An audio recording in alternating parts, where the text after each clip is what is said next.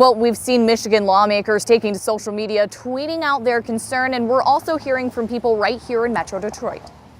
If it does start a war, I imagine Trump will dispose of it rather quickly. There is a mix of emotion among Metro Detroiters learning of missile attacks against U.S. troops. More than a dozen bombs fired at a U.S. airbase in Iraq in retaliation to the killing of a top Iranian general. Not really fearful, certainly wary, certainly aware of the risk with them.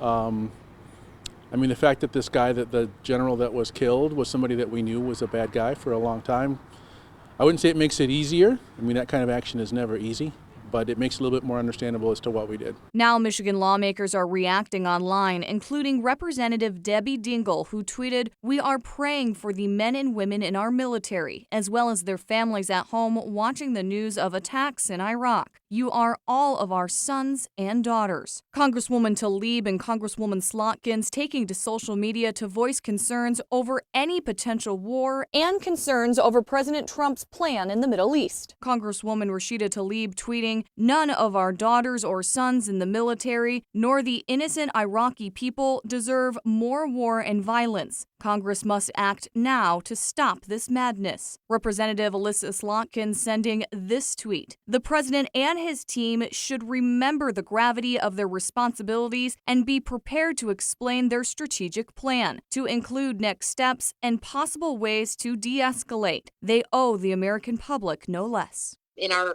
long troubled history with Iran, we've never seen them openly target us in a conventional military sense. So we're stuck in a cycle of escalation, and it's threatening to draw us into a wider war. There is a protest planned at the University of Michigan. Student groups there, as well as some groups in Washtenaw County, gathering together at Engel Hall. They're going to be meeting at 5:30 for that protest. Allie Hoxie, 7 Action.